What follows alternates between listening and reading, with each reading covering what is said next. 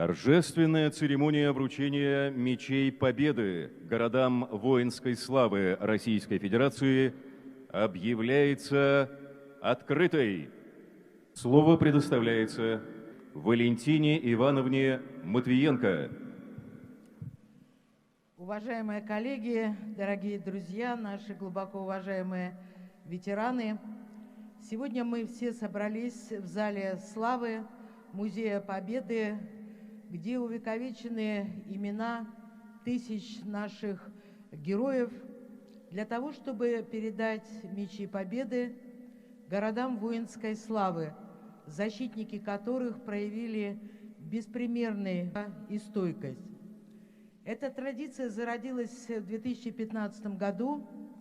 Обладателями клинков стали тогда 9 городов воинской славы. И я очень рада, что география подвига будет сегодня расширена. И все 45 городов героев воинской славы получат мечи Победы. Я хочу сердечно поздравить жителей этих городов, руководителей регионов, глав регионов, членов делегации, ветеранов с этим знаковым событием. И в вашем лице хочу передать низкий поклон всем вашим героическим землякам и тем, кто нерушимой стеной стоял на защите своего Отечества в годы Великой Отечественной войны, и тем, кто сегодня принимает участие в специальной военной операции, защищая безопасность, суверенитет, независимость своей страны, спасая мирных жителей Донбасса.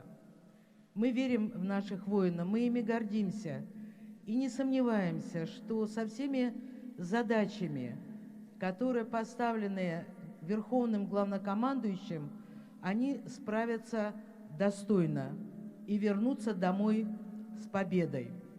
Для вручения мечей Победы приглашаются представители городов воинской славы: Выборг, Вязьма, Гатчина, Грозный, Дмитров,